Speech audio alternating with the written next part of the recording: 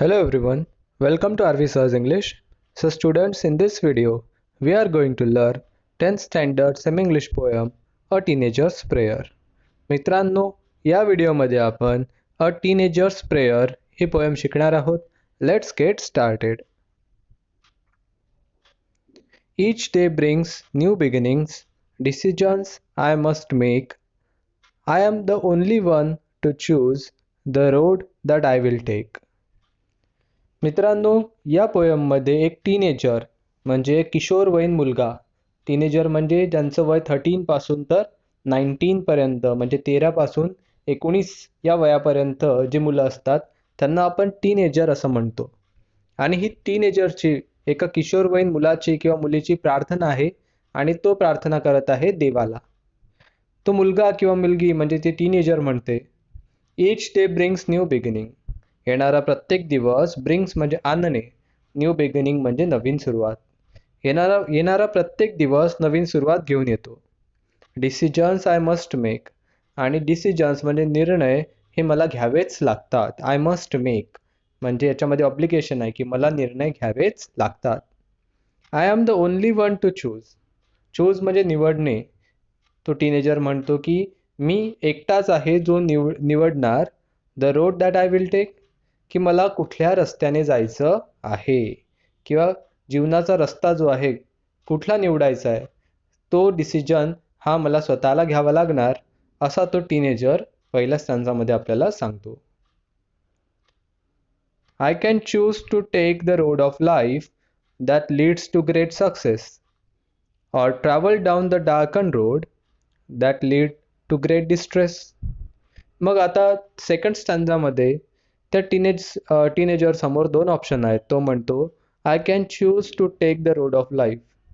मी असा जीवनाचा रस्ता निवडू शकतो that leads to great success, जो मला सक्सेसकडे म्हणजे यशाकडे घेऊन जातो.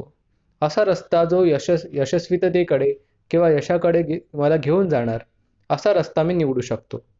और किंवा travel down the darker road, किंवा मग मी अशा एका डार्कन म्हणजे अंधकारमय रस्त्यावर प्रवास करू शकतो that lead to great distress, जो मला घोर निराशेकडे, डिस्ट्रेस म्हणजे निराशेकडे, अपयशाकडे घेऊन जाणार.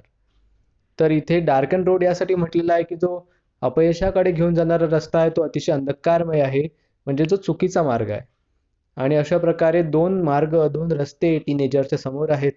एक त्याला सक्सेसकडे घेऊन जातो, एक त्याला डिस्ट्रेसकडे घेऊन जातो. आणि कुठल्या रस्त्यानं चालायचं आहे हा डिसिजन टीनेजरला घ्यायचा आहे. Please open up my eyes dear lord that I might clearly see. Help me stand for what is right, bring out the best in मी.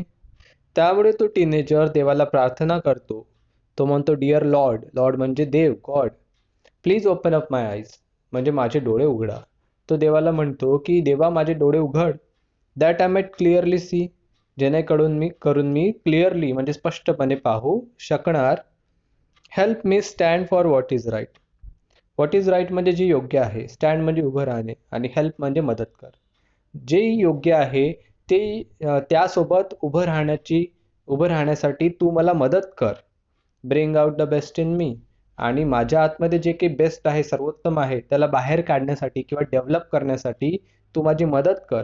म्हणजे एक प्रकारे या स्टांजामध्ये जो टीनेजर आहे तो देवाकडे मदत मागतोय की देवाने त्याचे डोळे उघडावे, त्याला योग्य मार्ग दाखवावा, जे योग्य आहे त्याच्यासोबत उभं राहायची मदत करावी, आणि त्याच्या आतमध्ये जे काही सर्वोत्तम आहे ते डेव्हलप करायसाठी मदत करावी. Help Lord to just say no when temptation comes my way, that I might keep my body clean and fit for life each day. त्यामुळे तो पुढच्या स्टांजामध्ये म्हणतो की help Lord to just say no. देवा तू मला नाही म्हणायसाठी मदत कर, की मला नाही म्हणता आलं पाहिजे केव्हा, Wien temptation comes my way. आता टेम्पटेशन म्हणजे काय तर मोह किंवा लालच ज्याला आपण म्हणतो, की कुठलीही चुकीची गोष्ट करायची जी इच्छा असते, जेव्हा अशा प्रकारचे टेम्पटेशन जेव्हा माझ्या रस्त्यामध्ये येतील तेव्हा त्यांना नाही म्हणायसाठी तू माझी मदत कर. That I might keep my body clean and fit for life each day, जेणेकरून मी माझे शरीर, माझं जी बॉडी आहे त्याला क्लीन अँड फिट म्हणजे स्वच्छ आणि तंदुरुस्त ठेवू शकेल भविष्यासाठी, जीवनात येणाऱ्या प्रत्येक दिवसासाठी.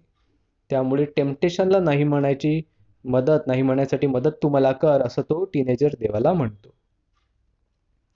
When my teenage years are over, I know that I will see that life is lived its very best with you walking next to me. शेवटच्या स्टांजामध्ये तो टीनेजर म्हणतो की when my teenage years are over.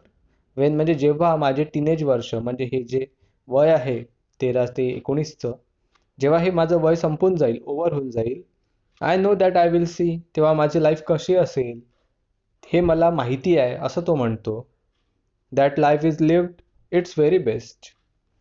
तो म्हणतो की माझं जीवन मी सर्वोत्तम अतिशय उत्तम पद्धतीने जगलेलो असेल with you walking next to me, कारण माझ्या जीवनामध्ये नेहमी तू माझ्या सोबत होता, तू मला मार्गदर्शन करत होता, तू माझी साथ देत होतास.